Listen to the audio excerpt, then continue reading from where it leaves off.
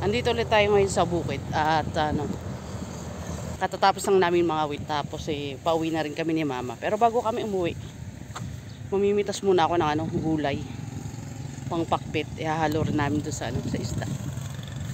Ayan. Ay, palalaki-lakihin pa yung mga pechay na yan bago ilipat. Pero may bunga ang talong.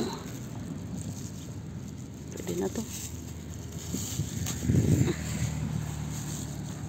Tsaka ito, talong. Yan.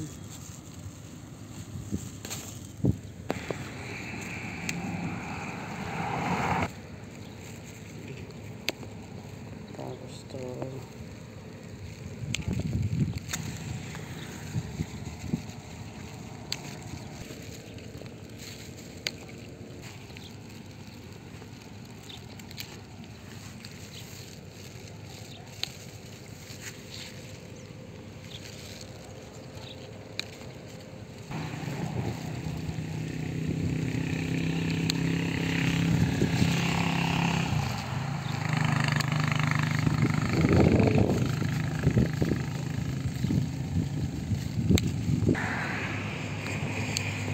Ayan, mamitas na rin tayo ng kamatis.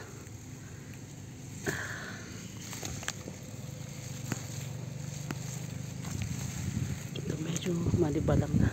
Pitasin natin. Kamatis.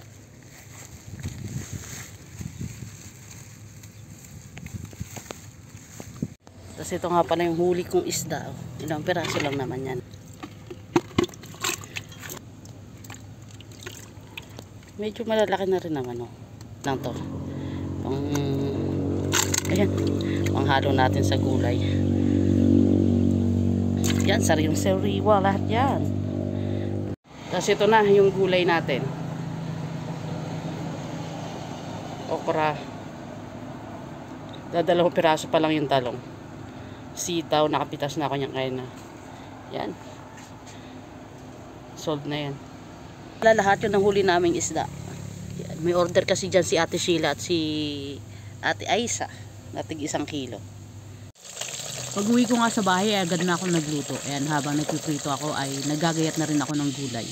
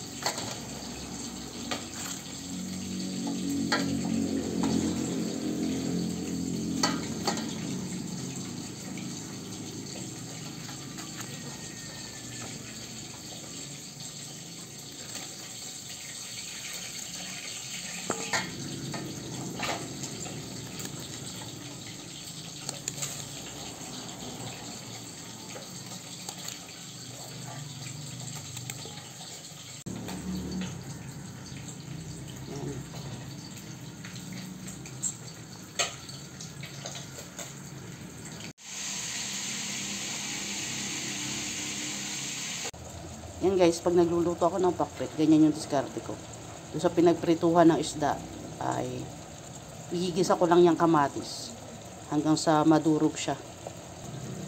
Kamatis, sibuyas at bawang, sama-sama na yan dyan hanggang madurog yan.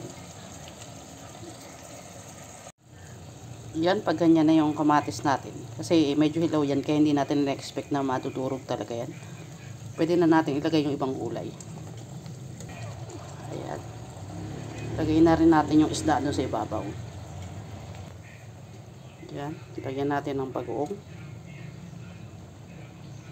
Tansya-tansya lang yan.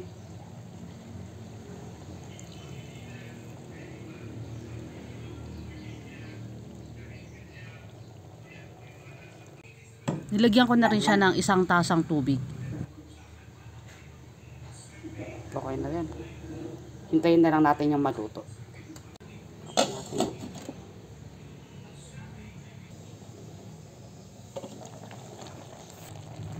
Okay na to.